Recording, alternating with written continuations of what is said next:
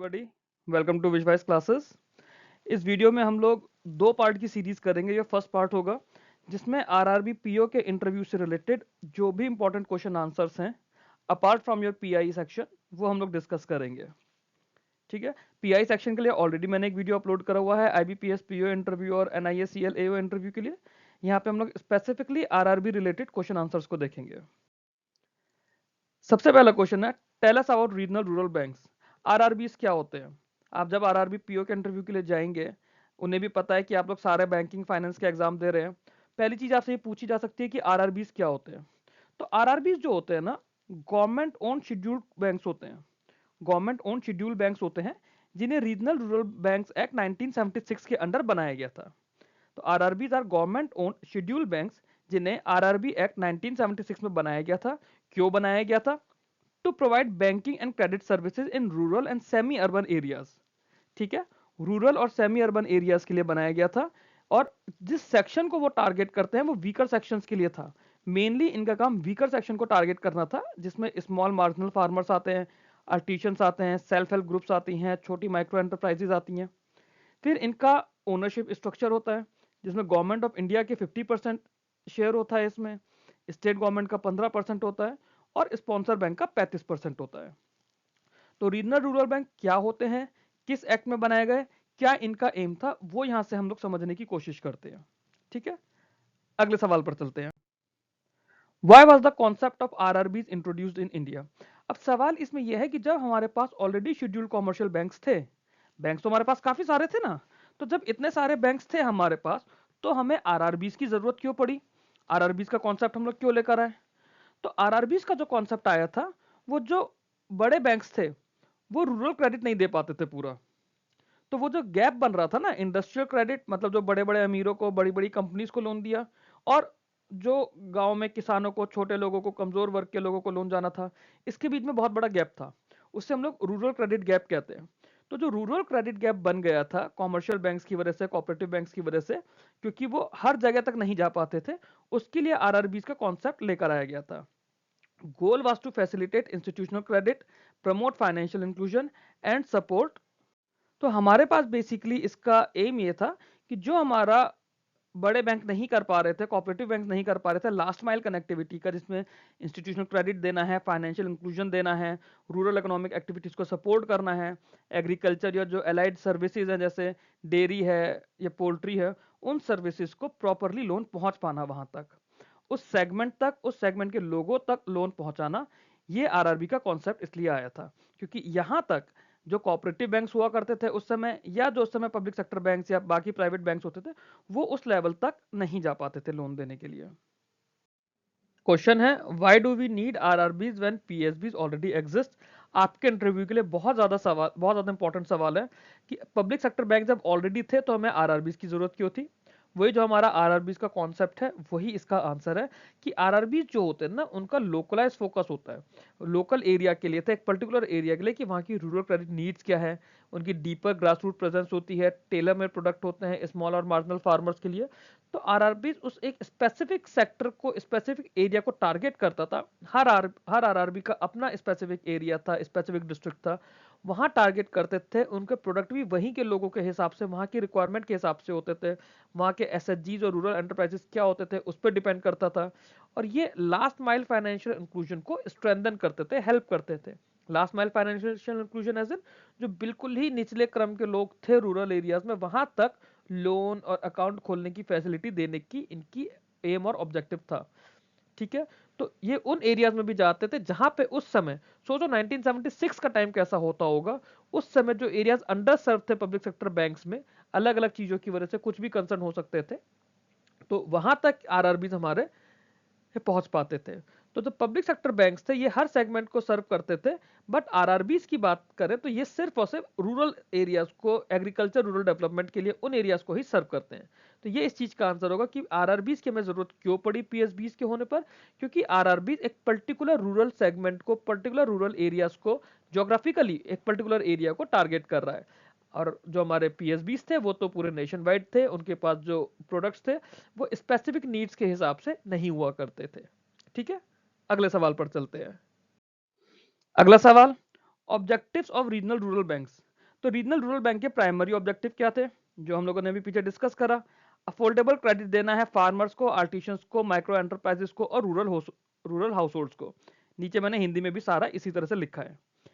Rural areas में financial inclusion देना, मतलब फाइनेंशियल इंक्लूजन तो आप लोगों को पता ही है, जो अनबैंक्ड रूरल सेक्टर है वहां पे फाइनेंशियल सर्विसेज देना।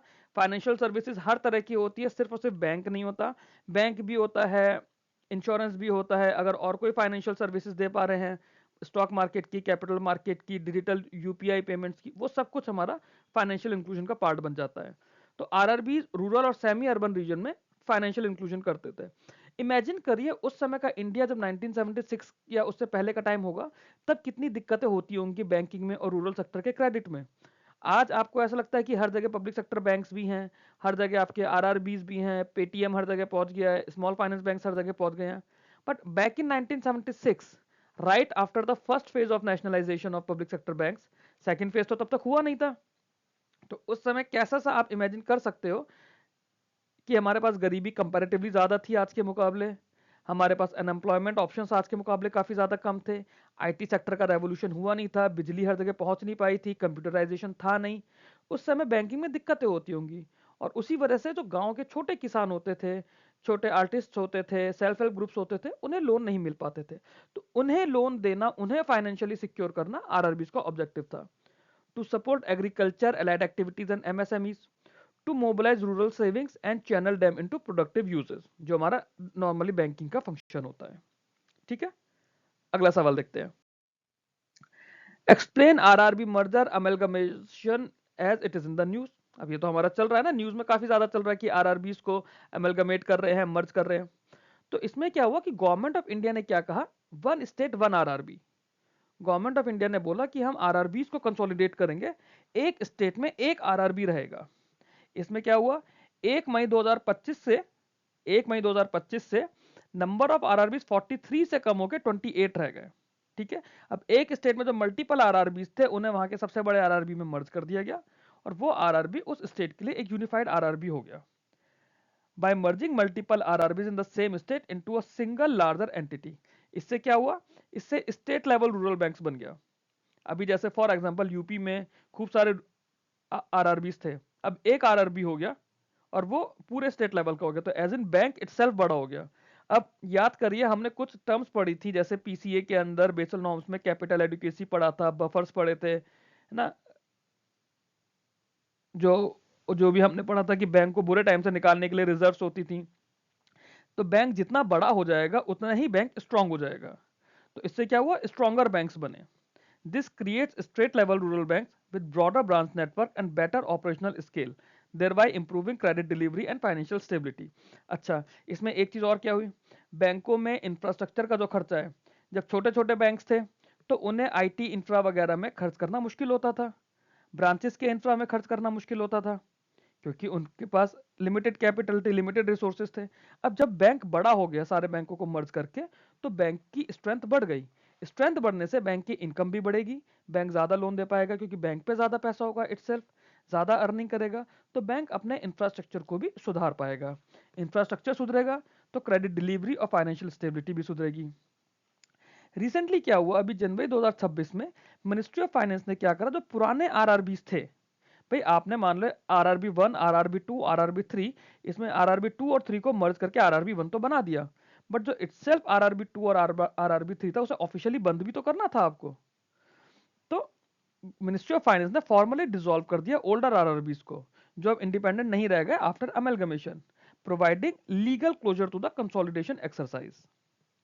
ठीक है, आपको क्या याद रखना है, one state one RRB infrastructure आया, इससे क्या होगा, जो हमारे थे स्टेट लेवल पे एक सिंगल लार्जर एंटिटी बन जाएगी हर स्टेट के लिए आरआरबीज की।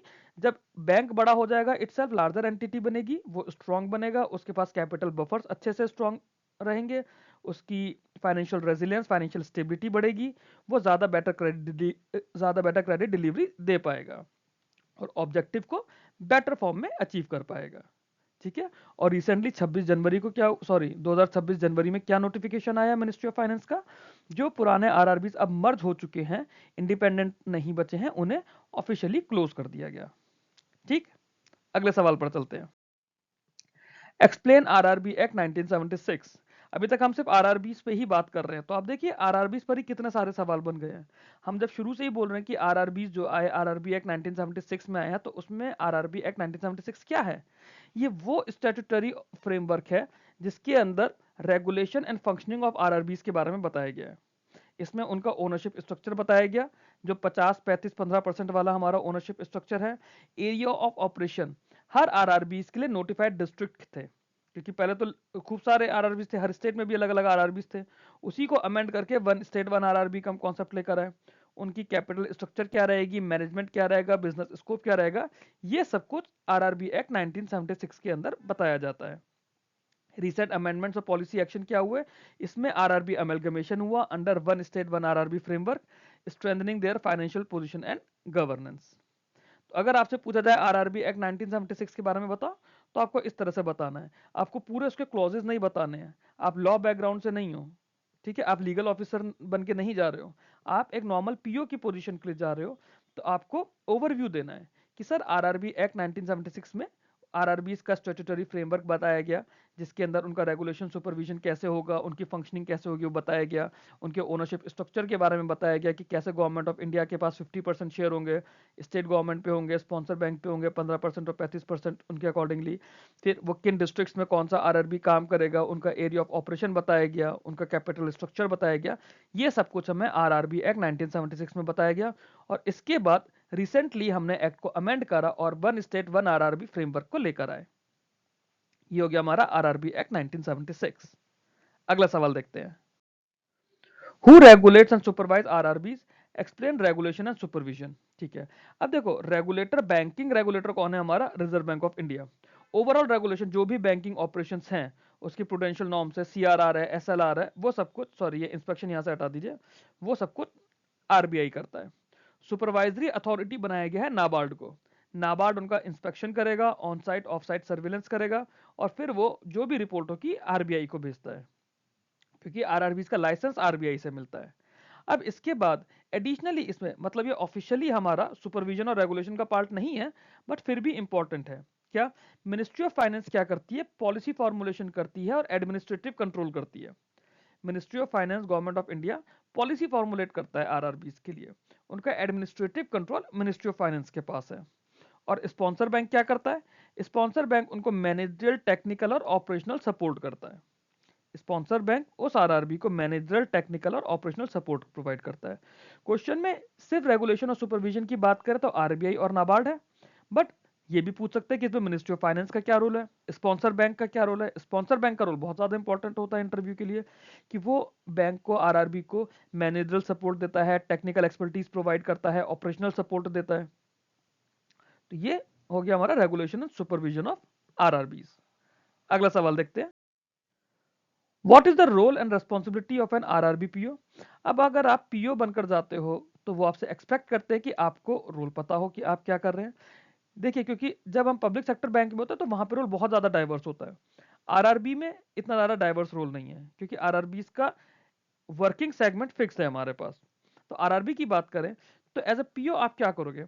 आप ब्रांच ऑपरेशन और कस्टमर सर्विस को मैनेज करोगे। आप क्रेडिट अप्रेजल देखोगे, लोन डिसबर्समेंट देखोगे। ठीक है, क्रेडिट अप्रेजल, लोन डिसबर्समेंट का प्रोसेस होता है। क्रेडिट अप्रेजल क्या होता है? जैसे किसी का लोन लिया हुआ है ना, उसकी आप पूरा उसका देखते हो, लोन का फॉर्म क्या है, जो भी उसका डॉक्यूमेंटेशन का प्रोसेस है, वो सब कुछ आपको देखना होता है as a PO.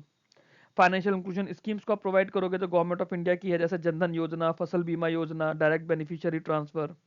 Loan recovery को आप देखोगे, एसेट क्वालिटी को आप देखोगे, monthly, weekly system base generate होगी। आप देखोगे कि कौन से एनपीए हो रहे हैं, कौन से एनपीए होने वाले हैं। एसएमए 012 क्लासिफिकेशन हमने पढ़ा था ना, उनके साथ आप फॉलो करोगे, लोन रिकवरी के लिए फॉलो अप करोगे कि आपका लोन ड्यू है, आपकी किस्त ड्यू है, आप अपना ईएमआई जमा करें। और उसके अलावा जो भी गवर्नमेंट और नाबार्ड के इनिशिएटिव्स हैं उन्हें सपोर्ट करना। ठीक है, अब क्या हो रहा है? अब क्योंकि डिजिटल ट्रांसफॉर्मेशन हो रहा है, आरआरबीज का कंसोलिडेशन हो रहा है, तो आरआरबी पीओ को, आप जब पीओ बनकर जाओगे तो सीबीएस रिलेटेड ऑपरेशंस भी सारे देखने पड़ सकते हैं। फिनटेक एडॉप्शन भी आपको देखना पड़ेगा। आप क्लरिकल के ऊपर सारी जिम्मेदारी नहीं डाल सकते, उसे आप काम सौंपोगे, बट काम की जिम्मेदारी आपकी होगी। ठीक है, तो एज ए आरआरबी पीओ इस तरह के काम आपको देखने पड़ेंगे।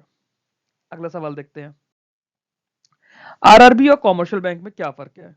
दो स्लाइड में आंसर है, यहाँ पे इंग्लिश में है, अगली स्लाइड इसकी हिंदी में होगी। आरआरबी की बात करें तो ये गवर्नमेंट ओन एंटिटी है। आरआरबी एक्ट 1976 में बना है, ठीक है। जब हम शेड्यूल कॉमर्शियल बैंक की बात करते हैं, नॉर्मल बैंक की, तो वो बीआर एक्ट 1949 के अकॉर्डिंगली काम करते हैं, ठीक है। आरआरबी का जो प्राइमरी एम था वो फाइनेंशियल इंक्लूजन था, बट जो बीआर एक्ट के अंदर नॉर्मल बैंकों का एम बताया है वो प्रॉफिट मैक्सिमाइज करना है। उनका प्राइमरी एम फाइनेंशियल इंक्लूजन नहीं है। तभी तो पीएसएल का जैसा एग्जांपल लेते हैं तो नॉर्मल बैंकों के लिए 40% है और आरआरबी के लिए 75% है। आरआरबी जो होते हैं वो नोटिफाइड डिस्ट्रिक्ट में ऑपरेट करते हैं विद इन वन और फ्यू स्टेट्स। अब कुछ आरआरबी इतने बड़े हो गए हैं कि वो एक से ज्यादा स्टेट में बनते हैं, बट कॉमर्शियल बैंक्स की जो प्रेजेंस है वो नेशन वाइड होती है। आरआरबीज का जो प्राइमरी सेगमेंट है वो स्मॉल और मार्जिनल फार्मर्स हैं, सेल्फ हेल्प ग्रुप्स हैं, आर्टिशंस हैं, रूरल एमएसएमईज हैं, वीकर सेक्शन है। बट जो कॉमर्शियल बैंक है वो हर तरह के कस्टमर सेगमेंट को टारगेट करते हैं, बड़े इंडस्ट्रियलिस्ट से लेके आर्टिशंस और जो हमारा वीकर सेक्शन है। आरआरबीज ज्वाइंटली ओन होती है government of India, state government और स्पॉन्सर बैंक से 50, 15, 35% में। बट जो कॉमर्शियल बैंक है they may be owned by the government of India और प्राइवेट एंटिटीज या फिर फॉरेन इंस्टीट्यूशंस, जैसे हमारे फॉरेन बैंक्स हैं, प्राइवेट बैंक्स हैं, पब्लिक सेक्टर बैंक्स हैं। आरआरबीज को रेगुलेट आरबीआई करता है बट सुपरवाइज नाबार्ड करता है। नॉर्मली बैंक्स को, जो कॉमर्शियल बैंक्स है, उन्हें रेगुलेशन और सुपरविजन दोनों ही आरबीआई के पास में है। आरआरबीज का जो प्राइमरी फोकस है वो एग्रीकल्चर और प्राइवेट सेक्टर लैंडिंग पर है, बट कॉमर्शियल बैंक का फोकस जो है वो ब्रॉडर है। ये लोगों के पीछे जा रहा है, द वर्ल्ड इज ब्रॉडर, ठीक है। ब्रॉडर प्रोडक्ट को देते हैं जिसमें कॉर्पोरेट बैंकिंग है, रिटेल बैंकिंग है, ट्रेजरी है, इन्वेस्टमेंट बैंकिंग है, ऐसे बहुत सारे फंक्शंस हैं। But RRBs are specifically for priority sector and agriculture. ये इसको मैंने आंसर हिंदी में दिया हुआ है। जो हिंदी मीडियम वाले बच्चे हैं एक बार पॉज करके आप आंसर को रीड कर लीजिए, ठीक है। हम लोग अगले सवाल की तरफ चलते हैं। स्पॉन्सर बैंक का कॉन्सेप्ट क्या है आरआरबीज में? जब आप आरआरबी के बारे में इतना बताओगे वो ये भी पूछ सकते हैं स्पॉन्सर बैंक आप बार बार बोल रहे हो क्या होता है। तो स्पॉन्सर बैंक जो होता है एक पब्लिक सेक्टर बैंक है। It's a public sector bank जो सपोर्ट और नर्चर करता है आरआरबी को। उसके पास 35% ओनरशिप होगी। मैनेजरल, टेक्निकल और फाइनेंशियल असिस्टेंस या ऑपरेशनल असिस्टेंस आरआरबी को प्रोवाइड करता है। इनका प्राइमरी रोल क्या होता है? की मैनेजरल स्टाफ। की मैनेजरल स्टाफ की हम बात करते हैं तो अपर लेवल एग्जीक्यूटिव्स जो होते हैं, पीओ क्लर्क की बात नहीं कर रहे, जो हायर लेवल एग्जीक्यूटिव्स होते हैं उनका अपॉइंटमेंट स्पॉन्सर बैंक देखता है। कोर बैंकिंग और आईटी इंफ्रास्ट्रक्चर प्रोवाइड करना वो स्पॉन्सर बैंक का काम होता है। आरआरबी के एम्प्लॉयज को ट्रेन करना, उन्हें ट्रेजरी और क्रेडिट ऑपरेशंस में असिस्ट करना, ये सारा काम स्पॉन्सर बैंक का होता है। अब पहले क्या था, जब एक स्टेट में मल्टीपल बैंक थे तो मल्टीपल स्पॉन्सर बैंक थे। अब आरआरबी कंसोलिडेशन के बाद क्या हो गया, ईच स्टेट में सिर्फ एक आरआरबी है तो उसके लिए एक ही सिंगल स्पॉन्सर बैंक हो गया है। तो उससे क्या होगा, अकाउंटेबिलिटी, टेक्नोलॉजी इंटीग्रेशन और गवर्नेंस एफिशिएंसी इंप्रूव हो जाएगी, ठीक है। अगला सवाल देखते हैं। नाबार्ड के बारे में बताओ और नाबार्ड का रोल और फंक्शन बताओ। नाबार्ड क्या है? नाबार्ड हमें पता है कि, पहले फुल फॉर्म देखते हैं, national bank for agriculture and rural development, ठीक है, 1982 में स्टैब्लिश हुआ था। और एपेक्स डेवलपमेंट फाइनेंशियल इंस्टीट्यूशन था एग्रीकल्चर और रूरल डेवलपमेंट के लिए। नाबार्ड को शिवरमन कमेटी की रिकमेंडेशन पे किया गया था। अब नाबार्ड का जो रोल है, प्राइमरी रोल, हम जब आरआरबी से बात करते हैं तो supervising RRBs and cooperative banks. Supervising RRB से मतलब है आरआरबी का इंस्पेक्शन करना, आरआरबीज को गाइड करना, सुपरवाइज करना, एंश्योर करना कि आरआरबीज जो रूल्स एंड रेगुलेशन बने हैं उसके हिसाब से काम कर रहे हैं, ठीक है। NABARD primary role is to promote sustainable and equitable rural development. मतलब जो जो नाबार्ड का जो प्राइमरी रोल है, रीफाइनेंस इंस्टीट्यूशन है, रीफाइनेंस देता है, सुपरविजन देता है, डेवलपमेंट का काम देखता है रूरल डेवलपमेंट के लिए। नाम में ही है ना, एग्रीकल्चर एंड रूरल डेवलपमेंट, तो यही नाबार्ड का रोल हो गया। रीफाइनेंस देगा बैंक्स को for agriculture, MSME, self help groups, supervision देखता है। रूरल इंफ्रास्ट्रक्चर डेवलपमेंट फंड है जिसको मैनेज करता है नाबार्ड। फाइनेंशियल इंक्लूजन को प्रमोट करना इसका काम है। क्लाइमेट रेजिलेंट एग्रीकल्चर और लाइवलीहुड प्रोजेक्ट्स को सपोर्ट करना नाबार्ड का काम है। ये कुछ नाबार्ड के बारे में चीजें हैं। ये नाबार्ड के बारे में यही सब कुछ मैंने हिंदी में लिखा है। पॉज करके एक बार इसको जरूर आप लोग रीड कीजिएगा। आगे चलते हैं हम लोग। आरआईडीएफ क्या होता है? हमने पीछे एक नाम लिया, RIDF rural infra development fund, rural infrastructure development fund. ये 95-96 फाइनेंशियल ईयर में बनाया गया था, ठीक है, और नाबार्ड से मैनेज करता है। क्यों बनाया गया था? Okay, it was created using contribution from commercial bank, ठीक है। जो भी हमारे commercial banks priority sector lending का टारगेट पूरा नहीं कर पाते हैं, वो अपना शॉर्टफॉल अमाउंट इस फंड में देते हैं। इनिशियली यही फंड बनाया गया था इसके लिए, बट अब with the time RBI decide करता है कि किस फंड में कौन सा बैंक कितना रुपया डालेगा अपने शॉर्टफॉल का। ऑब्जेक्टिव क्या था आरआईडीएफ का? To finance rural infra project such as irrigation, road, bridges, schools, health centre, drinking water, renewable energy. जब नाबार्ड के पास किसी एक फंड में पैसा आएगा, वहीं से वो उन तरह के प्रोजेक्ट्स को फाइनेंस करेगा या बैंकों को रीफाइनेंस देगा। RIDF plays a crucial role in enhancing rural productivity, connectivity and quality of life। तो ये हो गया हमारा RIDF के बारे में। RIDF हमारा क्या रहा? RIDF में हमारा हुआ कि एक ऐसा फंड जो 95-96 में बनाया गया था, नाबार्ड मैनेज करता है। फंड कैसे बनाया गया? जो कॉमर्शियल बैंक्स अपना प्रायोरिटी सेक्टर लैंडिंग का टारगेट पूरा नहीं कर पाते थे, वो शॉर्टफॉल अमाउंट यहाँ पे ट्रांसफर किया करते थे। जब यहाँ पे अमाउंट ट्रांसफर कर दिया, तो अब उस पैसे को नाबार्ड करता था, फाइनेंस करने के लिए यूज करता था रूरल इंफ्रा प्रोजेक्ट्स के लिए। कैसे प्रोजेक्ट? जैसे इरिगेशन डेवलपमेंट का कुछ काम है, रोड्स बननी है, ब्रिजेस बनने हैं, स्कूल बनने हैं, हेल्थ सेंटर बनने हैं, ड्रिंकिंग वाटर फैसिलिटीज बननी है, रिन्यूएबल एनर्जी के प्लांट्स लगने हैं। तो यहाँ की फाइनेंसिंग के लिए एक ये फंड बनाया गया था। ठीक है, आगे चलते हैं। नाबार्ड रीफाइनेंस कैसे देता है आरआरबी, इसको मैकेनिज्म बताइए। तो जो थ्योरी लिखी है इसको आप छोड़ो, मैं आपको पहले ओरली से समझाने की कोशिश करता हूँ। ठीक है, थ्योरेटिकल तो हमारा कॉन्सेप्चुअल है, मतलब थ्योरेटिकल है वो तो, बट इसका कॉन्सेप्ट क्या है कि मान लीजिए एक किसी आरआरबी ने किसी किसान को लोन दिया। ठीक है, 10 लाख रुपए का लोन दिया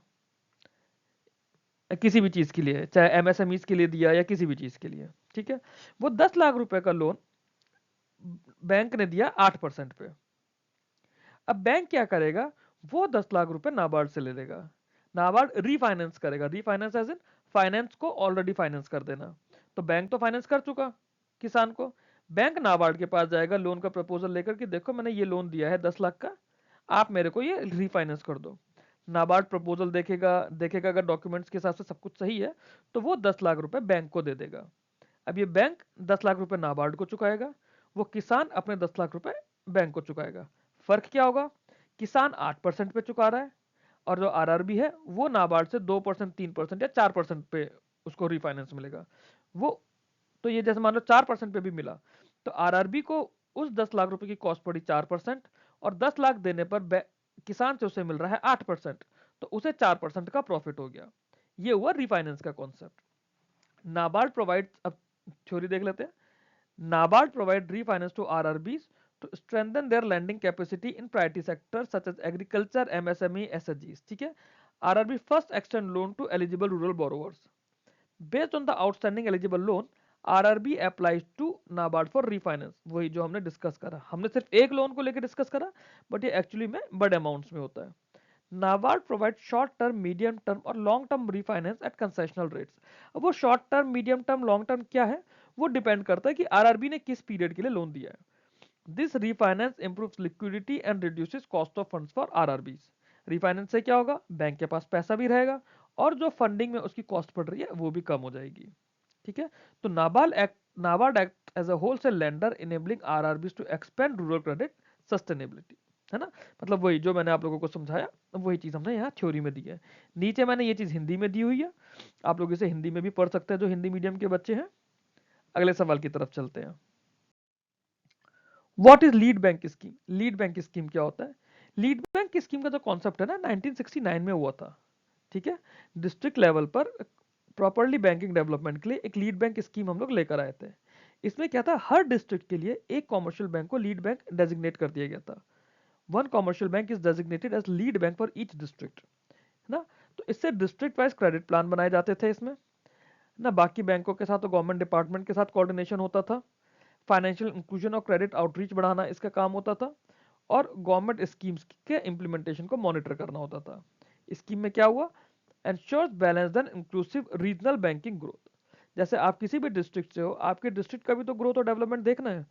आपने नेशनलाइज लेवल पर तो आपने बड़े बैंक बना दिए, स्टेट लेवल पर आपने कोऑपरेटिव बैंक्स भी आ गए, जैसे आपके स्टेट कोऑपरेटिव बैंक्स हैं।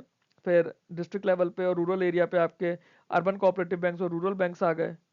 बट इटसेल्फ एक बड़े शहर को कौन इंश्योर करेगा? जिम्मेदारी किसकी आएगी, किस बैंक की आएगी? वो हमारा लीड बैंक स्कीम हो गया। कब शुरू हुआ? 1969 में शुरू किया गया था। अगला सवाल देखते हैं। एरिया अप्रोच कॉन्सेप्ट क्या होता है रूरल डेवलपमेंट में, ये काफी इंपॉर्टेंट सवाल है। रूरल डेवलपमेंट में एरिया अप्रोच कॉन्सेप्ट क्या होता है?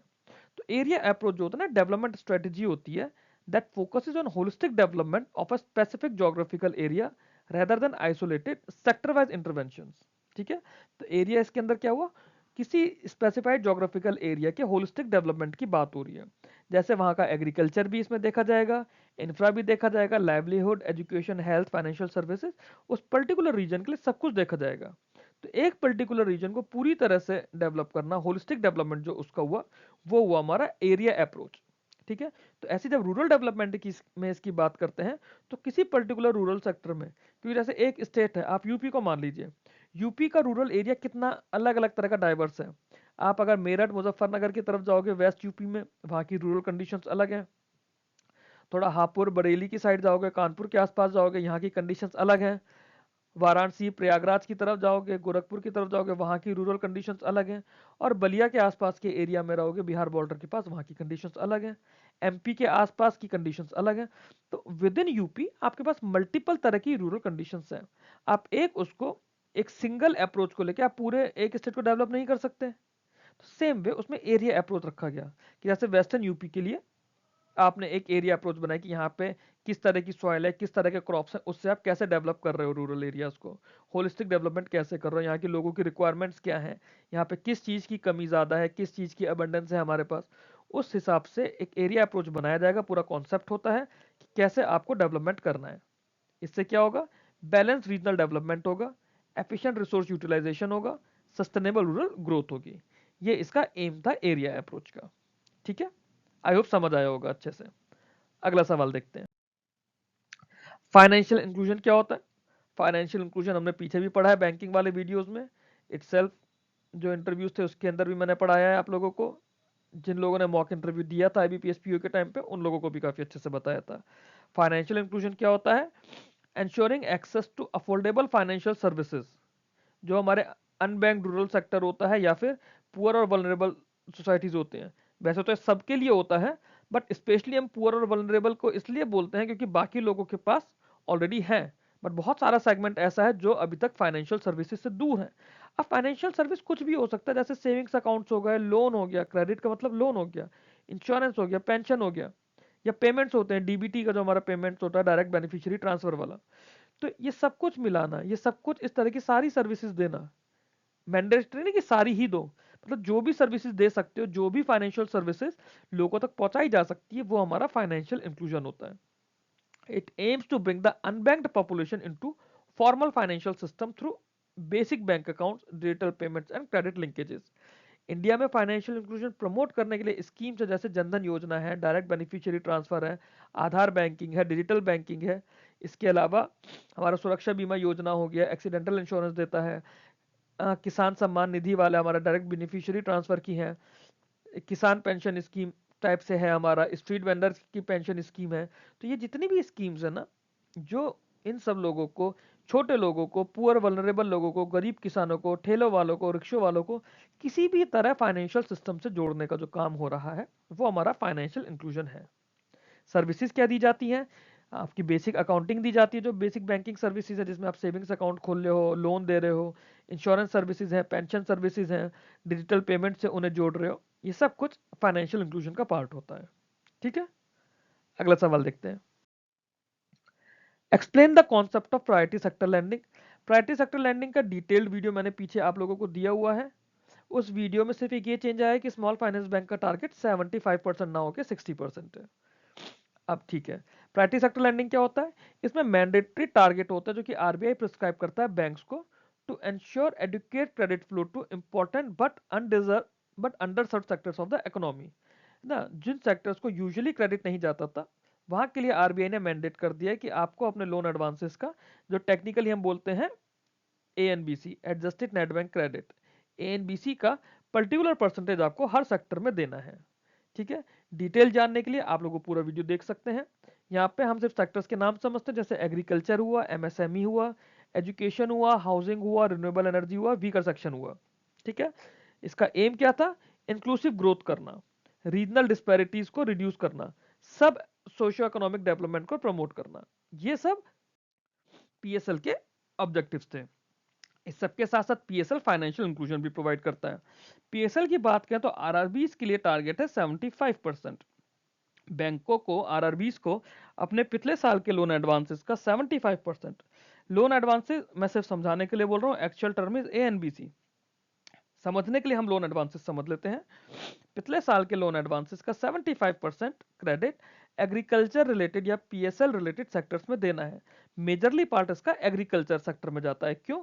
क्योंकि इनका जो कॉन्स्टिट्यूशन हुआ है आरआरबीस का, वो हुआ ही एग्रीकल्चर और रूरल डेवलपमेंट के लिए है। ठीक है, अगला सवाल देखते हैं। रूरल कोऑपरेटिव बैंक्स क्या होते हैं, उनका स्ट्रक्चर बताना है, रोल बताना है रूरल क्रेडिट डिलीवरी के लिए।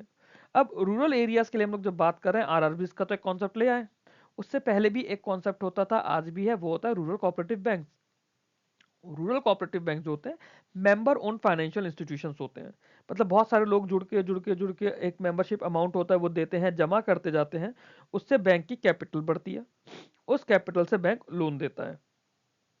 ठीक है, तो मेंबर ओन फाइनेंशियल इंस्टीट्यूशंस है to provide credit and banking services to farmers and rural households on a cooperative basis. Cooperative basis से मतलब है कि वही लोग जो मेंबर बन रहे हैं उन्हीं लोगों को लोन मिलता है। ठीक है, इसमें 3 टियर स्ट्रक्चर होता है। बेसिक लेवल पे होता है primary agriculture credit societies, PACS इन्हें बोलते हैं विलेज लेवल पर। डिस्ट्रिक्ट लेवल पर होता है district central cooperative bank district level पर, और स्टेट लेवल पर होता है स्टेट कोऑपरेटिव बैंक। ठीक है, ये शॉर्ट टर्म एग्रीकल्चर क्रेडिट में, क्रॉप लोन्स में, फाइनेंशियल इंक्लूजन में बहुत इंपॉर्टेंट रोल प्ले करते हैं। अच्छा, इसी के करस्पॉन्डिंगली जो सिटी लेवल होते हैं, अर्बन एरियाज होते हैं, वहां पर होता है UCB, urban cooperative banks, but वो क्योंकि रूरल एरियाज के नहीं है, वो अर्बन एरियाज के हैं, उसे हम रूरल कोऑपरेटिव बैंक्स में यूसीबीज को इटसेल्फ काउंट नहीं किया जाता है। तो रूरल बैंक्स की बात करें, primary agriculture credit societies, district central cooperative banks, state cooperative banks. अभी जो सोसाइटीज हैं, सोसाइटीज में तो फिर आरबीआई का कोई इसमें इंक्लूजन नहीं होता, नाबार्ड के अंडर होती है सब कुछ। डीसीसीबीज या एसटीसीबीज की बात करें, रेगुलेशन आरबीआई के पास है, सुपरविजन नाबार्ड के पास है। ठीक है, आगे अगले सवाल पर चलते हैं। क्वेश्चन है एक्सप्लेन रूरल डेवलपमेंट। अब जब हम लोग आरआरबीज की इटसेल्फ बात कर रहे हैं, नाबार्ड की भी हमने बात की, तो रूरल डेवलपमेंट तो अपने आप में चीज आ गई ना। अब रूरल डेवलपमेंट क्या है? रूरल डेवलपमेंट का मतलब है जो रूरल एरियाज है उन्हें डेवलप करना। डेवलप करने का मतलब वहाँ की इकोनॉमिक कंडीशन को इम्प्रूव करना, सोशल कंडीशंस को इम्प्रूव करना, इंस्टीट्यूशनल कंडीशंस को इम्प्रूव करना। इकोनॉमिक कंडीशन, जो वहाँ के किसान हैं, वहाँ के गरीब तबके के लोग हैं, गरीब वर्ग के लोग हैं, उनकी इकोनॉमिक कंडीशन, उनकी फाइनेंशियल कंडीशन को इम्प्रूव करना।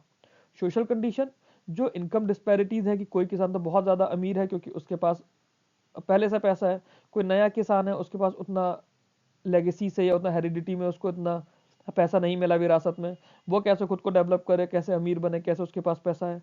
और इंस्टीट्यूशनल कंडीशन, इंस्टीट्यूशनल कंडीशन में क्या होता है, वहाँ की रोड्स, वहाँ की इरिगेशन फैसिलिटीज़, वहाँ की हेल्थ फैसिलिटीज़, वहाँ की एजुकेशन फैसिलिटीज़। तो जो वहाँ पे लोग रह रहे हैं गाँव में, देहात में, उन लोगों की इकोनॉमिक, सोशल और इंस्टीट्यूशनल कंडीशंस को इम्प्रूव करना, ये होता है हमारा रूरल डेवलपमेंट का कॉन्सेप्ट। तो अब इसमें क्या होता है, लाइवलीहुड जनरेशन किया जाता है, एमएसएमईज को प्रमोशन किया जाता है, एजुकेशन हेल्थ सर्विसेज को इम्प्रूव किया जाता है, फाइनेंशियल इंक्लूजन और डिजिटल कनेक्टिविटी दी जाती है। ऑब्जेक्टिव क्या रहता है इसका? ऑब्जेक्टिव रहता है to achieve sustainable, inclusive and balance rural growth. ये हमारा रूरल डेवलपमेंट का कॉन्सेप्ट है। हिंदी में ये आंसर लिखा हुआ है हिंदी मीडियम के बच्चों के लिए, आप लोग इसे रीड करिएगा वीडियो को पॉज करके। आगे चलते हैं हम लोग अगले सवाल पर। What are FPOs, farmer producer organization क्या होती है? एफपीओस क्या है, ठीक है, या फार्मर प्रोड्यूसर ऑर्गेनाइजेशन क्या है? रूरल डेवलपमेंट के लिए बहुत इंपॉर्टेंट पार्ट होता है ये क्या होता है, कलेक्टिव एंटरप्राइजेज होती हैं जो प्राइमरी प्रोड्यूसर्स हमारे कौन होते हैं, मेनली फार्मर्स होते हैं, to improve their income and bargaining power.